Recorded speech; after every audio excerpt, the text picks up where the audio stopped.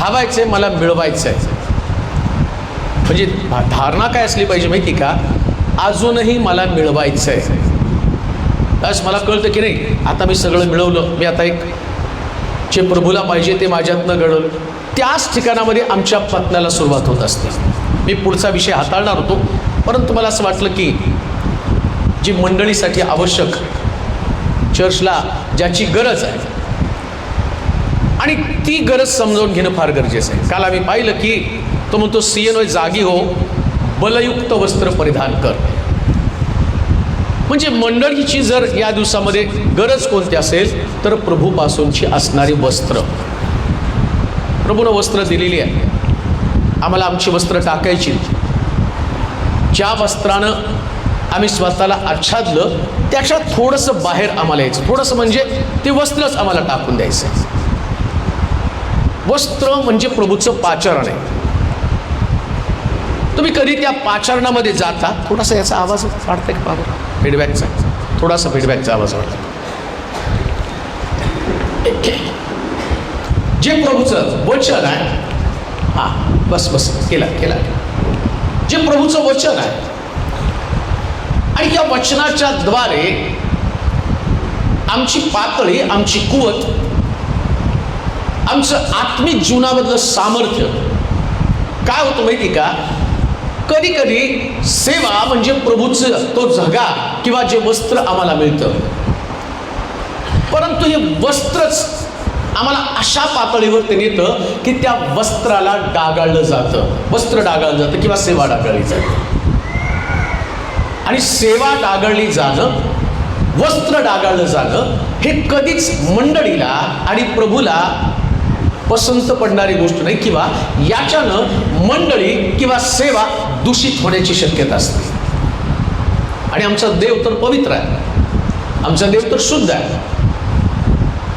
मग प्रभू जर शुद्ध आहे तर या शुद्ध प्रभूला मंडळीला पण शुद्धतेच्या प्रोसेसमधनं न्यावं लागतं. आणि मंडळीचं शुद्धीकरण प्रति दिवशी होणं गरजेचं आहे.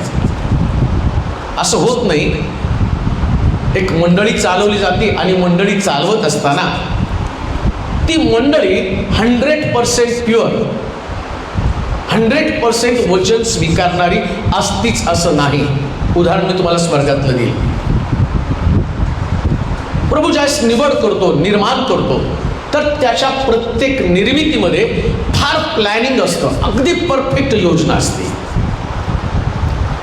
देवानं मानव निर्माण केला आणि देवानं देवदूत पण निर्माण केले आणि प्रत्येक देवदूताला आपापली जबाबदारी दिली.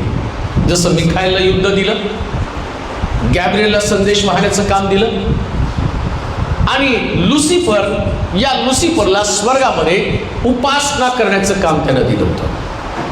आणि प्रत्येक जण आपापलं काम करत होता. ऐका, स्वर्गामध्ये राहणारा देवदूत, ज्या देवानं देवदूताला विशेष प्रकारे कौशल्य देऊन, ट्रेनिंग देऊन, उद्देशानं निर्माण केलं, परंतु लुसिफर जो स्वर्गामध्ये आहे, स्वर्गात सुद्धा त्यानं बंड केलं. ऐका बरं का, लुसिफरनं स्वर्गात बंड केलं.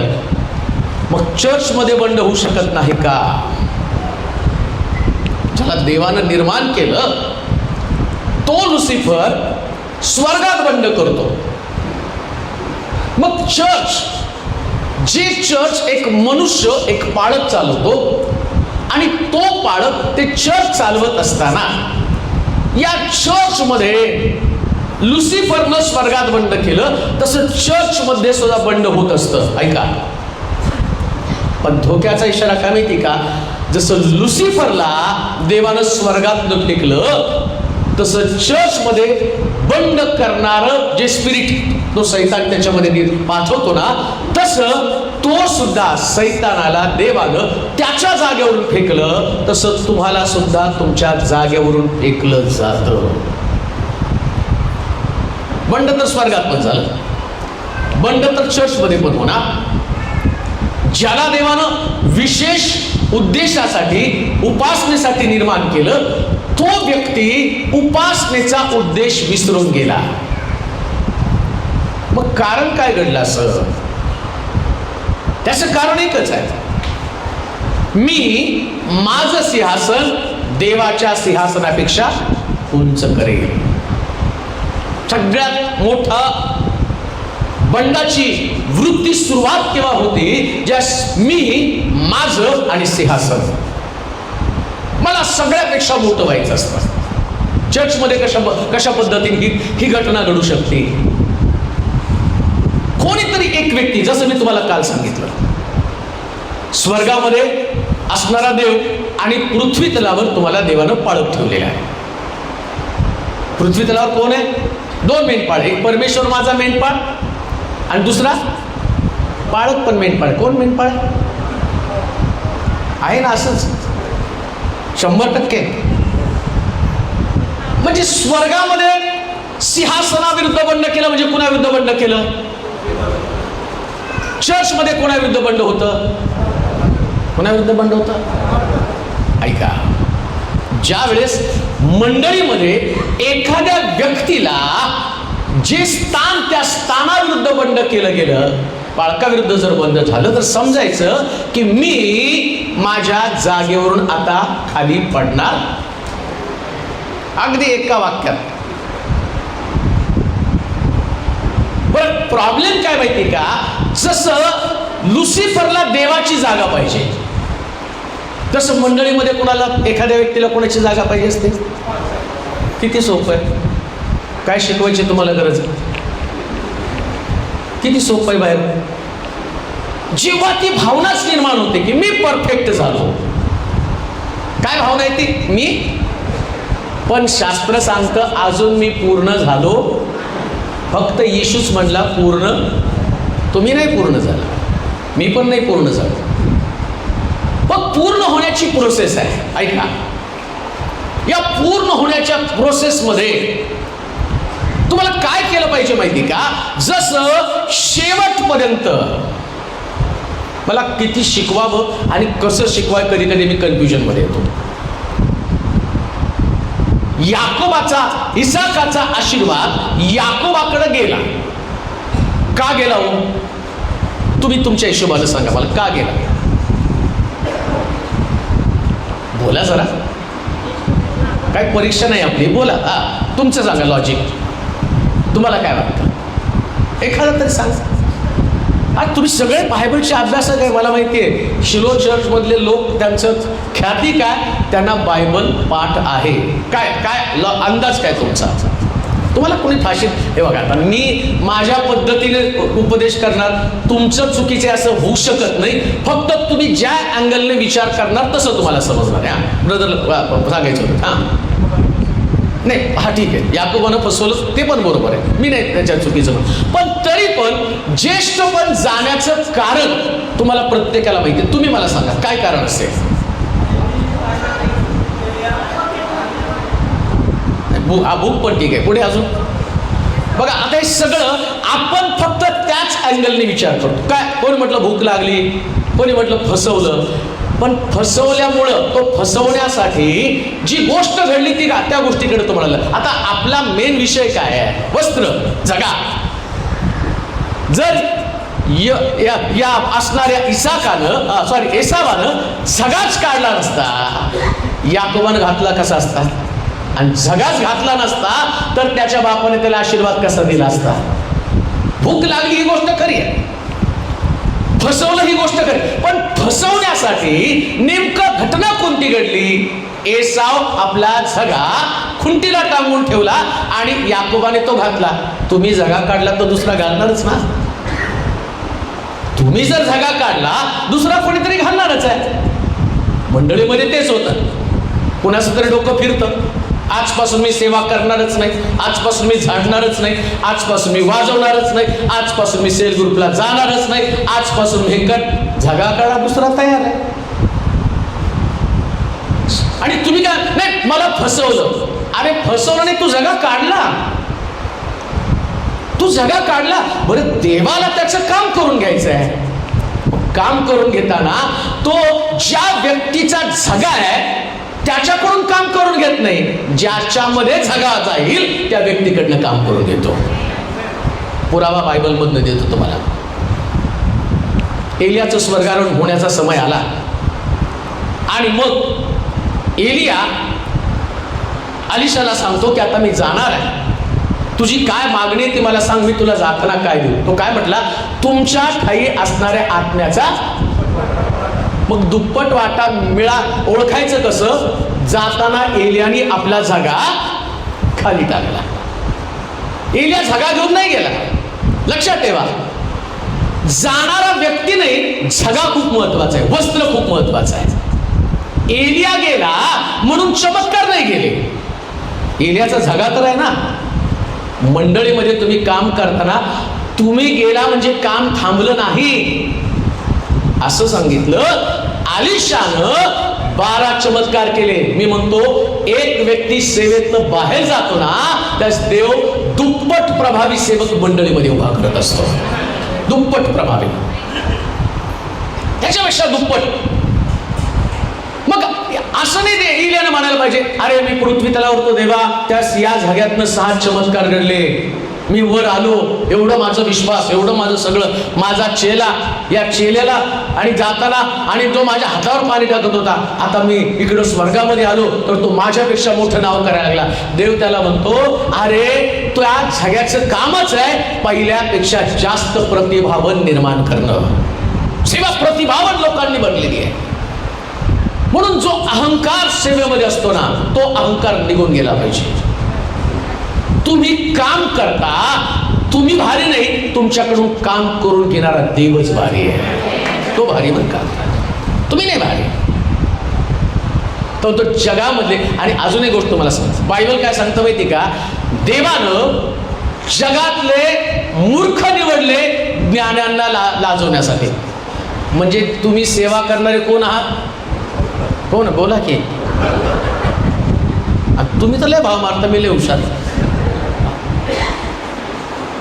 बायबल काय सांगतं, देवानं कुणाला निवडलं? मग मूर्ख बनूनच राहा, जास्त शहाणपणा करू नका. कळालं का तुम्हाला? जास्त शहाणपणा करायचा नाही, शिकवायचा पण नाही. कधी कधी शहाणपणा शिकवायला पण आम्ही जातो. बायबल काय सांगतं, तुम्ही मूर्ख आहात म्हणून ती तुम्हाला. आता दुसरा अँगल तुम्हाला समजावून सांगतो. प्रभू कधी कधी तुमच्या मूर्खपणामुळे तुम्हाला निवडतो. मूर्ख, एकदम मूर्ख. म्हणजे तुम्हाला बघितलं ना, लोक काय पाळकाचा चमचा, छत्री धरूनच फिरतो म्हणून तो तुम्हाला निवडलं ना.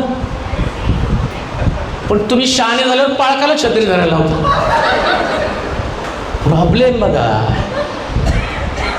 आधी मूर्ख होता म्हणून तुम्ही खुर्च्या उचलत होता, आता शहाणे झाला, तुम्ही सांगताय इथं ठेव, तिथं ठेव, तिथं ठेव. आणि शास्त्र काय सांगतं, देव कुणाला निवडतो? मग आता खुर्च्या लावणारे कोण आहे? तुम्ही कोण आहे? तू खुर्च्या लावणारे मूर्ख आणि सांगणारे कोण आहे? शहाणे. मग शहाण्याचा झगा मूर्खाकडे जाणार नाही का? समस्या तीच आहे. जेव्हा तुमच्या स्थानामध्ये तुम्ही राहून जसं प्रभू तुम्हाला सांगतो त्याच अवस्थेमध्ये राहून काम करता. तुम्हाला माहिती का, माझ्या मंडळीतल्या लोकांना विचारा, अजूनही मी चर्चमध्ये खुर्च्या लावतो. योगेश लावतो का नाही? अजूनही मी लावतो. अजूनही चर्चमध्ये वॉचमन नसला तर मी ग्राउंड झाडत असतो. झाडतो का नाही योगेश? कचरा काढतो का नाही? कधी टॉयलेट साफ नसलं तर मी साफ करतो. का करतो? मला शेवटपर्यंत मूर्ख करायचं. डोक्यात एकदा एक व्यक्ती मुंबईवरून खास भेटण्यासाठी मला आला. यूट्यूबला बघत होता आणि मग त्याला वाटलं चला आता ते चॅनलवरती बघतो आपण, प्रत्यक्ष त्यांना चर्चमध्ये जाऊन बघू. आणि त्याने व्यक्तीने आला, त्यांनी मला कॉल केला, बाळक साहेब मी आलो. आम्ही खालीच होतो झाडत, टी शर्ट घातलं आणि ट्रॅक पॅन्ट घालून झाडत होतो. आणि मी गेलो, म्हटलं बोला. पास्टर को मिलना है. अरे मी पास्टर ही हो. तो माझ्या तोंडाकडे बघायला आला, तुम्ही पास्टर आहे? यूट्यूबला वेगळे. अरे यूट्यूबला सुद्धा फुटत असतं, तर झाडायला पण सुटफुट घडत. तेव्हा मेकअप असतं जर टी व्हीला दिसायचं म्हणून. आता मेकअप काढलंय, आता सुटफुट नाही, आता ट्रॅक पॅन्ट आणि टी शर्ट आहे. म्हटलं पास्टर विश्वास बसत नाही, तुम्ही असं काम करू शकता का? अरे म्हटलं हेच खरं काम आहे. ज्या कामामध्ये टिकून राहणं हा झगा आहे. हा दिसतो हा झगा नाही, या झग्यामध्ये असणारा व्यक्ती जो आहे त्या व्यक्तीमुळं हा झगा असतो. आतमधल्या व्यक्ती. म्हणून तो म्हटला यरुशलेमे जागी हो. असं मला जागा होणं गरजेचं आहे. आम्ही मोठी मोठी स्वप्न बघतो चर्चमध्ये, आम्हाला मोठ्या मोठ्या गोष्टी पाहायच्या असतात, परंतु मोठ्या मोठ्या गोष्टी पाहत असताना या सगळ्याच्या आतमधला असणारा व्यक्ती, तो व्यक्ती जर लहान राहिला तर झगा मोठा होणार आहे, आणि जर व्यक्ती मोठा झाला तर झगा लहान राहणार आहे. व्यक्तीने मोठा व्हायला पाहिजे, व्यक्तीने लहान राहायला पाहिजे, मग झगा मोठा दिसेल ना. जर व्यक्ती मोठी झाली तर झगा लहान होणार आहे. म्हणून झग्यामध्ये कधी मोठं होऊ नका. सेवेमध्ये सतत लहानच राहिलं पाहिजे. म्हणून येशू नाही काय शिष्यांचे पाय धुताना पेत्र लाजला, माझे पाय नका धू, माझे पाय नका धू. येशू म्हटला हे तुझे पाय मला धुवायचे का? कारण मी तुम्हाला हा कित्ता घालून देत आहे. हा कित्ता आहे, एक्झाम्पल आहे. काय एक्झाम्पल आहे? जसं मी तुमचे पाय धुतले तसे तुम्ही एकमेकाचे पाय धुतले पाहिजे. पाय धुतले पाहिजे, खेचले नाही पाहिजे, बरं का. हीच गोष्ट आहे मिनिस्ट्रीमध्ये.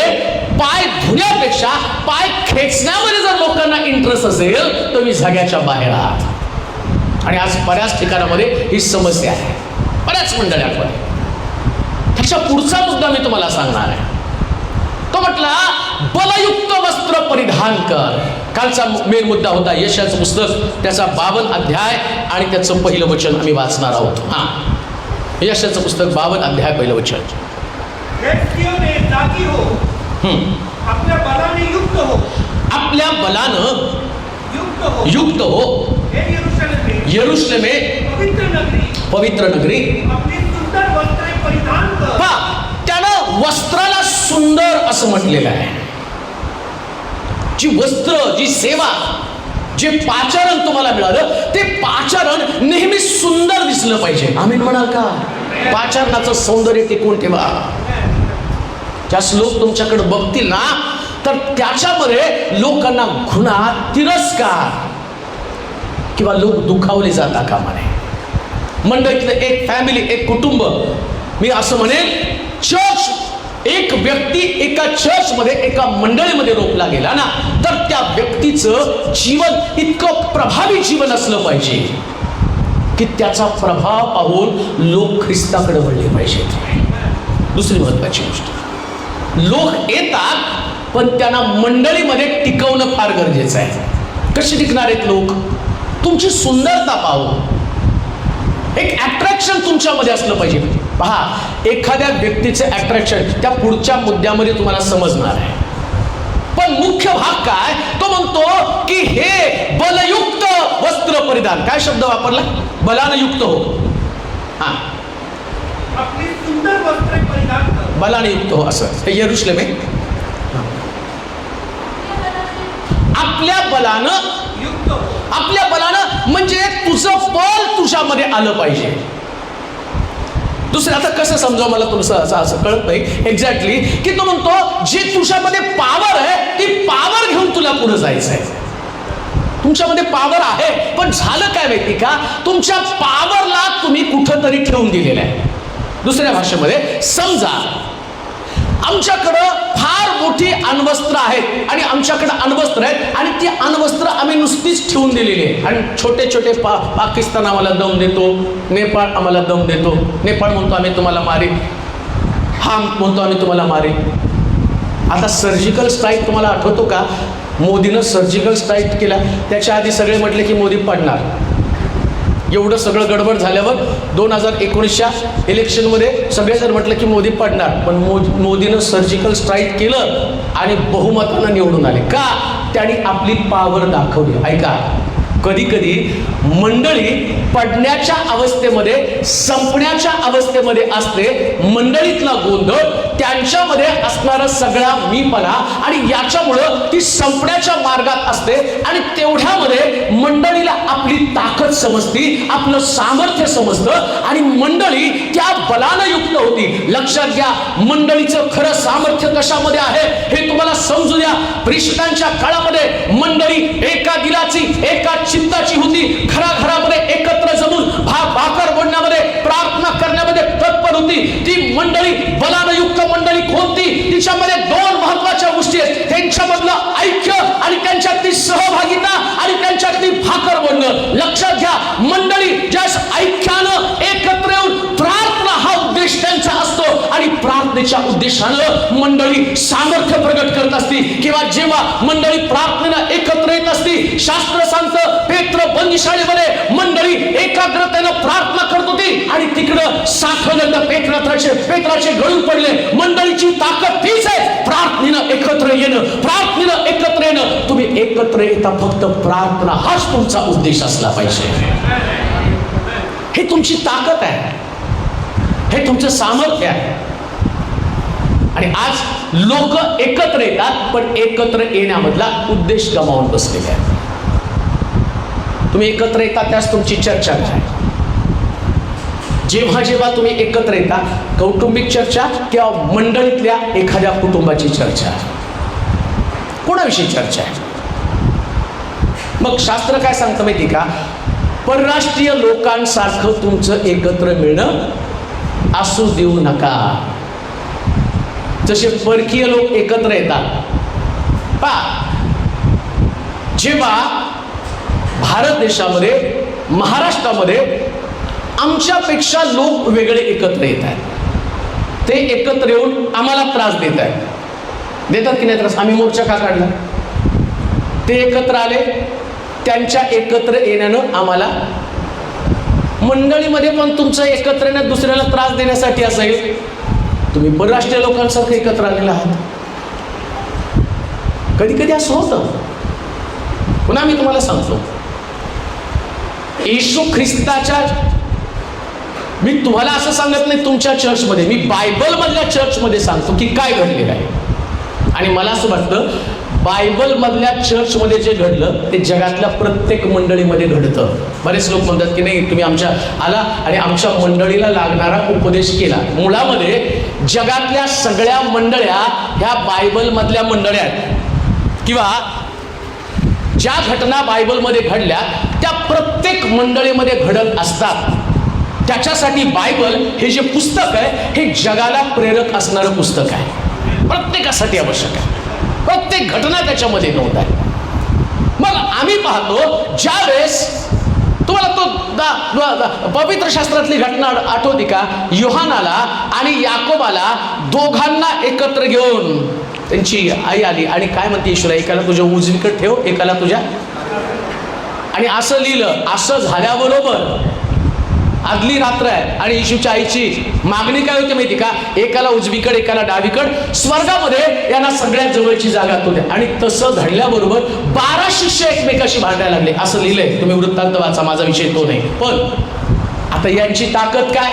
येशू शेवटपर्यंत एकच गोष्ट त्यांना सांगितली. आणि जे त्याचं पुनरुत्थान झाल्यावर तो जाताना म्हटला, यरुशलेम सोडून जाऊ नका, यरुशलेमेत एकत्र राहा.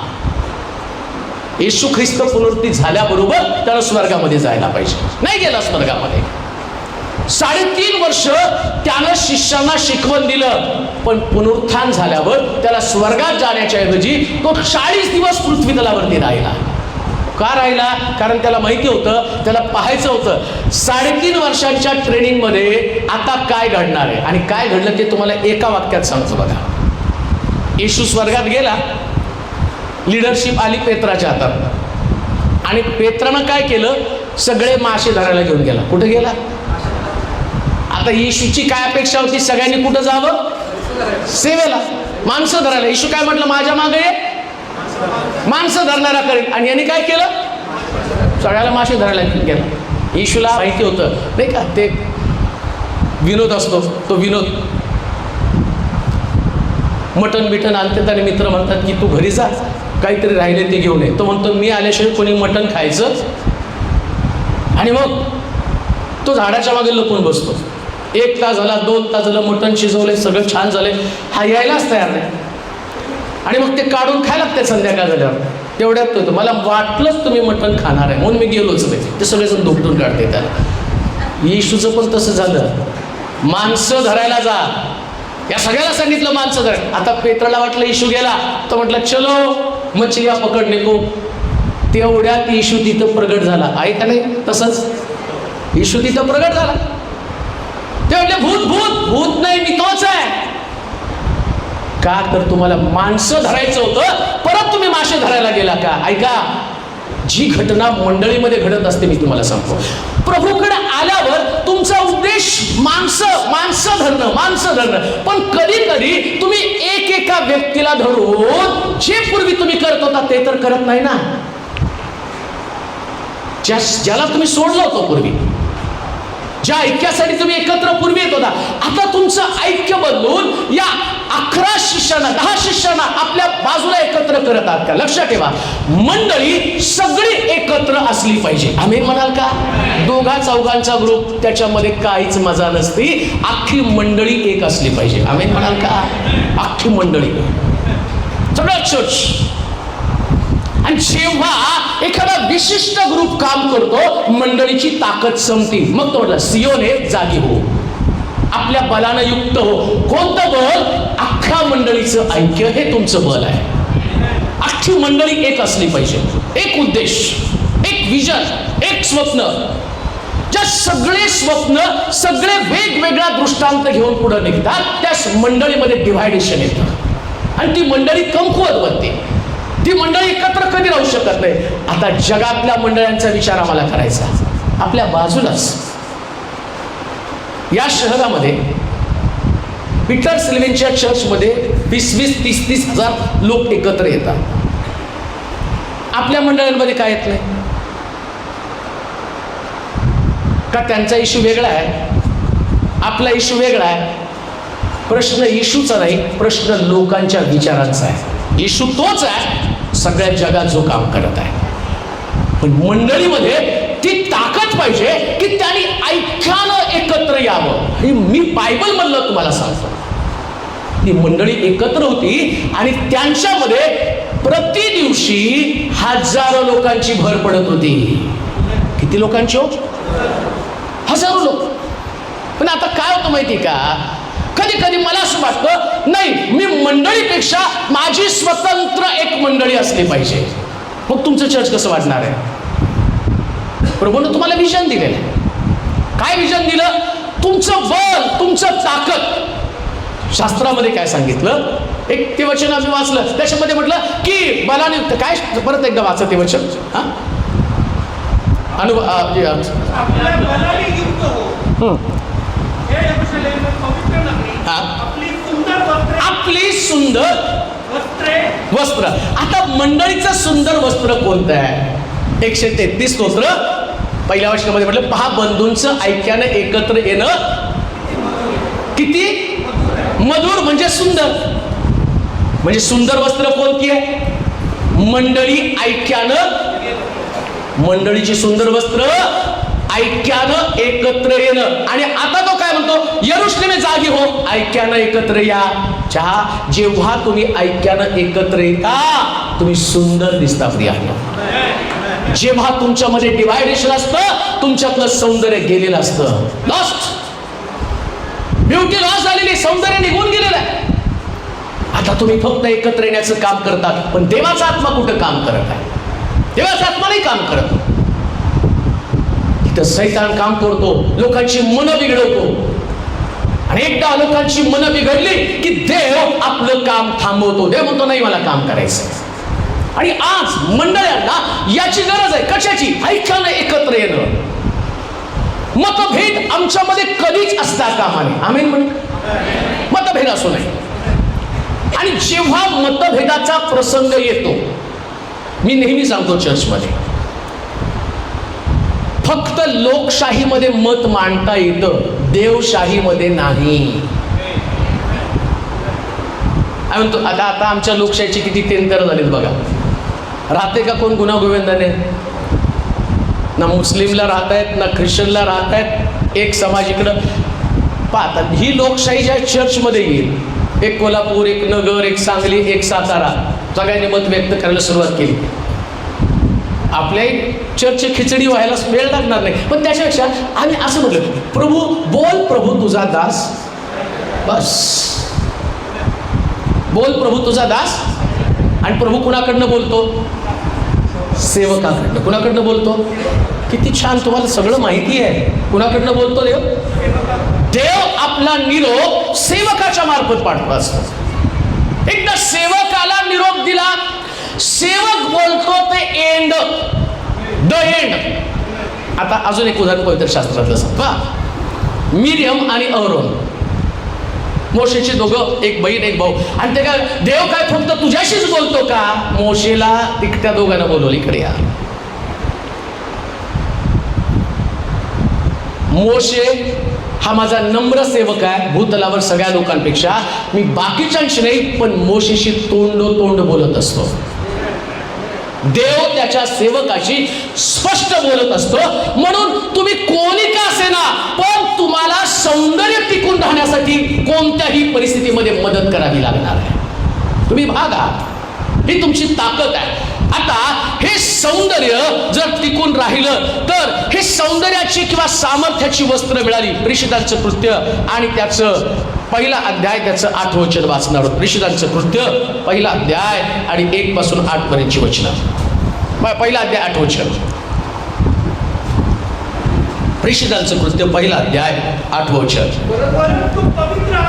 पवित्र आत्मा तुम्हावर येईल, तेव्हा तुम्हाला सामर्थ्य प्राप्त होईल. आणि यरुशलेमेत सर्व यहुद्यात, शम्रोना, पृथ्वीच्या शेवटपर्यंत काय व्हालो तुम्ही? काय व्हायला पाहिजे? सामर्थ्य आल्यावर काय व्हायला पाहिजे? जोरात बोला तुम्ही. पण बऱ्याच लोकांना पावर आल्यावर पाळक व्हायचं असतं. इथं काय सांगितलं? बोला बरं. आम्ही 4 लोकांपर्यंत गेलो की आम्हाला असं वाटतं आय एम पास्टर. ज्या पाळकाची भूक तुमच्यात निर्माण होती त्यास तुम्ही साक्षी नाही होत. असं लिहिलंय त्या ठिकाणामध्ये. जेव्हा सामर्थ्य तुमच्यामध्ये येईल त्यास तुम्ही कुठं गेलं पाहिजे? कुठं? म्हणजे पहिलं तुमचं टार्गेट यरुशलेम. ज्या भागात तुम्ही काम करता त्या भागातल्या लोकांपर्यंत पोहोचायचं आहे. सियोने जागे हो, बलयुक्त वस्त्र परिधान कर. देवानं मंडळीतल्या प्रत्येक व्यक्तीला एक काम दिलं तर त्या व्यक्तीनं काय करायचं? पहिल्यांदा मी साक्षीदार म्हणून बाहेर पडलं पाहिजे. आणि साक्षीदाराची सेवा त्यानं एका ठिकाणात, तो म्हणला नुसतं शमरणातच नाही बसायचं. आता तुम्ही एका ठिकाणात काम करत आहात आणि मला असं वाटतं इथं मी काम केलं, इथं मी 4 लोक आणले, 10 लोक आणले, 20 लोक आणले, 100 लोक आणले, सगळं गाव बदललं गेलं. आता तो म्हटला गाव बदललं गेलं ना, तिथं सॅच्युअर्ड राहू नको, आता पुढे जा. आणि पुढे काय म्हटला? प्रथम शमरणात, पुढे पहिले यहुद्या, सामर्थ्य तुमच्यावर येईल.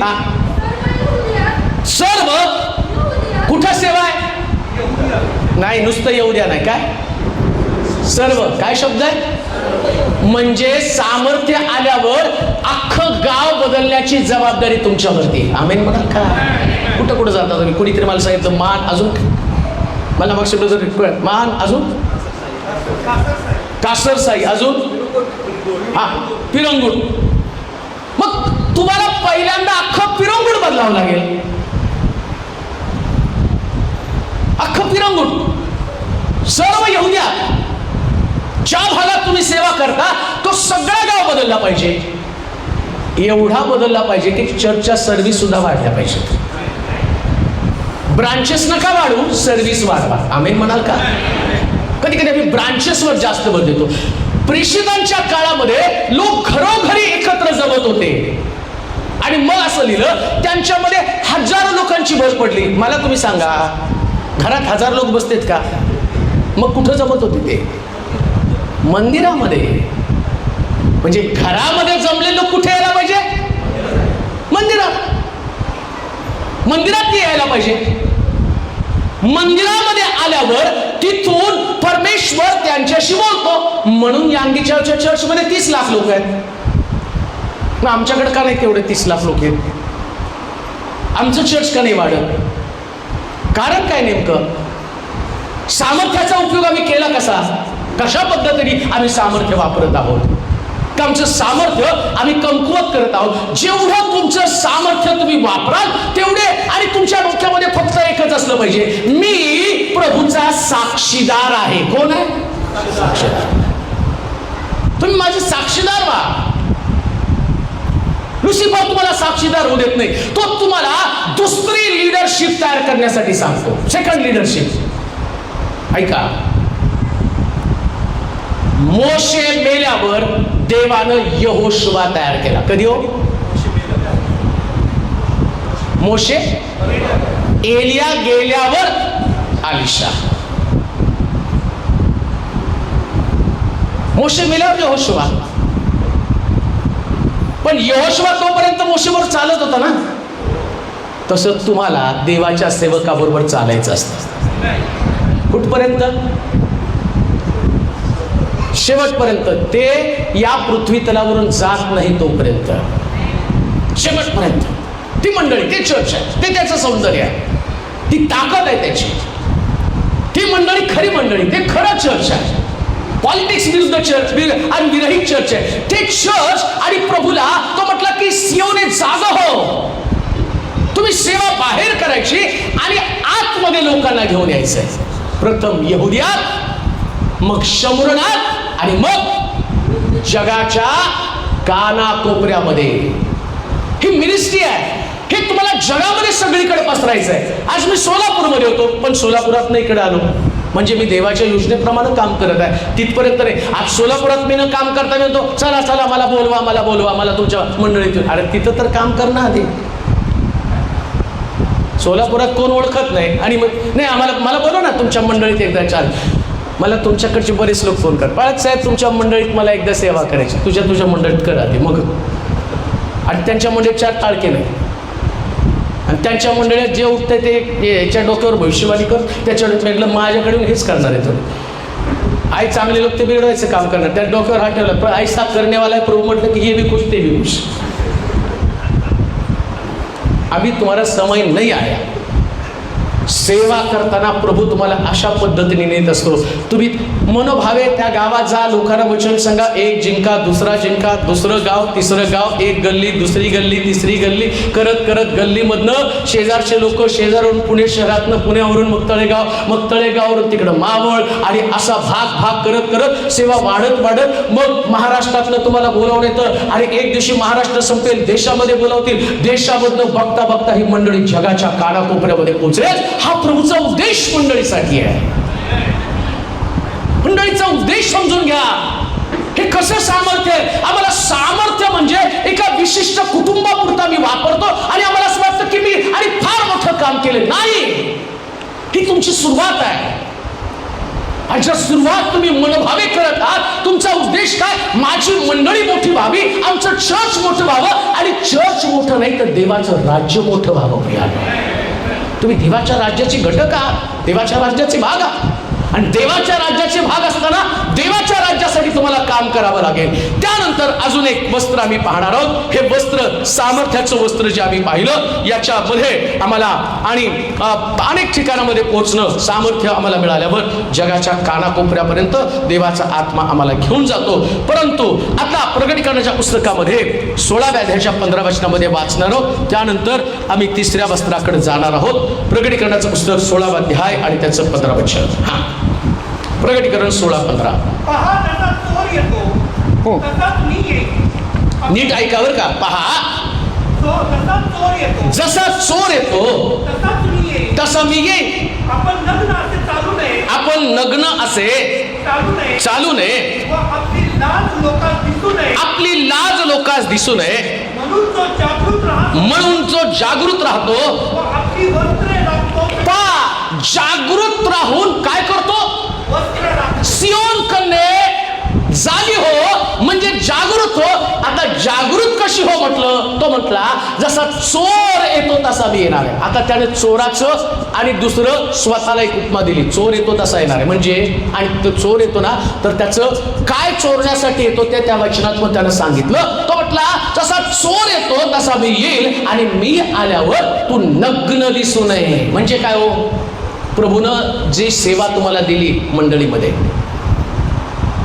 जो झगा तुम्हाला दिला, तुमचा मलिन झगा तुम्ही काढला आणि प्रभूनं तुम्हाला एक वस्त्र दिलं, ज्या वस्त्राला मी म्हटलं सामर्थ्य, प्रभूनं दिलेली सेवा. ऐका, मी नुसतं पालखी सेवेविषयी बोलत नाही, मी आणि जाऊन घराघरात सुवार्ता सांगत आहे त्याच्याविषयी बोलत नाही. मी सांगतो की हे देखील एक माध्यम आहे. मी नेहमी चर्च मधल्या लोकांना सांगतो हे एक माध्यम आहे, हे चॅनल जे एक माध्यम आहे. आम्ही या कोरोनाच्या काळामध्ये प्रभूने आम्हाला प्रेरणा दिली आणि मग आम्ही ठरवलं की नाही, आपण एक स्वतः यूट्यूबचं चॅनल करावं आणि मग ते चॅनल केलं. त्या चॅनलच्या माध्यमातून हजारो लोकांपर्यंत आम्ही पोचलो. आणि तुम्हाला माहिती का, या चॅनलच्या माध्यमातून जवळजवळ सगळ्या महाराष्ट्रातनं 3 ते 4 महिन्यामध्ये आम्ही 2000 लोकांना बाप्तिस्मे दिले. 2000 लोक बाप्तिस्मे घेऊन प्रभूच्या राज्यामध्ये वेगवेगळे, आणि त्याच्यामध्ये कित्येक लोकांना तरी माहीत पण नव्हता. पण त्यानं ते चॅनल शोधलं. त्या शोधलेल्या चॅनलमध्ये त्यांना येशू कळाला. ज्यांना धर्म माहीत नव्हता, ज्यांना ख्रिस्त काय ते माहीत नव्हतं, पण ते त्यांना समजलं. मग विचार करा, जर समजा या सगळ्यामध्ये असणारा व्यक्ती मला सापडला नसता. मी प्रीचिंग तर अनेक वर्ष करत आहे, बरेच वर्ष करत आहे, पण ते संदेश तिथं पोचायला पाहिजे ना. मग प्रभूनं जसं या व्यक्तीला त्या झग्यामध्ये बसवलंय, आता एक ब्रदर आहे त्या झग्यात ते बसलेले आहेत, रेकॉर्डिंगचं झगा आहे. परंतु कालांतरानं समजा ती सेवा एवढी इंटरेस्टिंग वाटली नाही. काय इंटरेस्टिंग वाटत नाही? याच्यामध्ये बघा, मी दिसतो, तुम्ही दिसता, पण ही व्यक्तीच दिसती का ही व्यक्ती? तो सगळीकडे कॅमेरा, त्याला असं थोडी फिरवता येतं मी पण आहे म्हणून. बरं, जरी त्यांनी फिरवला तरी थोडी कळणार आहे यानेच रेकॉर्डिंग केले म्हणून, नाही कळणार ते. मग काय होतं माहिती का, याच्याद्वारे, या व्यक्तीच्याद्वारे मी फेमस झालो. मला खूप ठिकाणी बोलवलं गेलं. मग कधी कधी सैतान म्हणतो, यांच्यामुळं तुझ्यामुळं हे फेमस झाले, तुझा काय फायदा? मग त्याच्या डोक्यात येतं, जाऊ दे ना, मला कोण विचारतच नाही, मग मी आजपासून हे करत नाही, किंवा मी ती टंगळ मंगळ करायला लागलो. आता येशू काय म्हणतो, सांभाळ, नग्न सापडू नकोस. म्हणजे काय हो, हा व्यक्ती इथं रेकॉर्डिंग करत बसलाय, पण त्या व्यक्तीने जागा बदलली. तो इथं बसण्याच्या ऐवजी मागे जाऊन बसला. मग तो कोण आहे? नग्न. जगा तर नाही ना अंगामध्ये. जो ड्रेस प्रभूनं दिला, जे पाचारण दिलं, ज्या जागेसाठी तुला नियुक्त केलं, त्या जागेमध्ये तू बसला म्हणजे तुझ्या अंगात वस्त्र आहे. पण तू तुझी जागा सोडली. तो म्हटलं नाही, मला इथं पटतच नाही, मी एवढी मेहनत घेतो आणि मला कोणी दखलच घेत नाही. तू मेहनत घेतो व्यक्तीने दखल घेण्यासाठी नाही, प्रभू तुझी दखल घेत आहे, स्वर्गातला देव. आणि प्रतिफळ कोण देणार आहे? देव. मी नाही देणार प्रतिफळ. ज्या दिवशी, मला आता पूर्ण गॅरंटी आहे, मला माझ्या डोक्यामध्ये हवा असणार आहे, प्रभू मी एवढ्या लोकांना वचन सांगितलं, मला ते आवडतं, जितकी आत्मे जिंकाल तेवढ्या ताऱ्यांचा मुकुट तुमच्या डोक्यामध्ये असतो. मग मी तिथं स्वर्गामध्ये जाणार आहे एकदम IT मध्ये. हे एवढे लोक प्रभू दिसतात ना, हे 2000 बाप्तिस्मे मी केलेले आहेत. तो म्हणाल इकडे रेकॉर्डिंगवाले ब्रदर तुम्ही इकडे, आणि दोघांच्या डोक्यात मला 100 ताऱ्यांचा मुकुट असेल, आणि प्रभू मला 2000. अरे नाही, डिवायडेशन झाले. त्याने पण तुला पोचवलं ना. ती सेवा तितकी महत्वाची. तो शेवटपर्यंत नग्न राहिला नाही म्हणून एवढे बाप्तिस्मे झाले. तू नग्न राहू नकोस. तुझ्या अंगातला झगा जाऊ दे नकोस. कोणतं पण काम करत असताना, कोणतंही काम करा. माझ्याबरोबर जे ड्रायव्हिंग करत आहेत ना, जर त्यांनी मला इथं आणलंच नाही, आता माझं वैशिष्ट्य, माझ्याकडे गाडी आहे पण मला ड्रायव्हिंग येत नाही. गाडी आहे माझ्याकडे पण ड्रायव्हिंग येत नाही, मी शिकत पण नाही. आणि मला बोलवतात कुठं कुठं लांब लांब गावाला. आता इथून गेल्यावर मला नवापूरला जायचं, पण पोचणार कसं? मग तो व्यक्ती आहे ना, मग तो व्यक्ती गाडी चालवतो, त्याचं काम धंदा करून माझ्या बरोबर येत असतो. उद्या त्याचं डोकं फिरेल, चालवतच नाही. तो जाऊन बस. आणि बायबल काय सांगतं, सांभाळ आपली नग्नता. ड्रायव्हिंग सीटवर त्याला बसावंच लागेल. सीट बदललं, उघडा झाला. कोण काढून घेणार आहे? चोर. काय म्हटलं त्याच्यामध्ये? वाचा बघ, जसा चोर येतो. कोण येतो? पहा जसा चोर येतो चोर येतो. तसाच मी येईन. आता चोर येतो कसा? चोर आत येत नाही बरं का. आठवतं का, एक मनुष्य यरुशलेम सोडून जात असताना चोराच्या हाती, चोर आतमध्ये येत नाही. चोर कुठं असतो? काही लोक बाहेरच डोकं फिरवतात बरं का, आतमध्ये नाही डोकं फिरत. कुठं फिरवतात? किती मेहनत घेता, पाळकाचं तुमच्याकडे लक्ष. फुगला, काढला, जागा दिला, टाकून. हो ना ग, हो ना ग ना. दुसरा ड्रायव्हर येईल, दुसरा ब्रदर येईल. देवाला त्याचं काम करायचं. एलिया चालला म्हणते, आलिशा आहे. एलिया तुला यायचंय? एलिया, प्रभू आता कोण करणार आहे? 6 चमत्कार केले, तू वर ये मग मी दाखवतो. देवाने पण त्याला वर आल्याशिवाय नाही दाखवले बरं का. तो वर आल्यावर त्याला म्हटलं, आता खाली बघ बरं. इकडं आलिशा 12 चमत्कार. अरे मला वाटलं मीच करतोय. कान देऊ नाही का? तुम्ही आहात म्हणून जगा नाही, जगा आहे म्हणून तुम्ही आहात. तुम्ही आहात म्हणून जगा नाही, जगा तर असणारच आहे. एलिया गेला पण जगा खाली राहिला. अजून एक गोष्ट तुम्हाला सांगतो,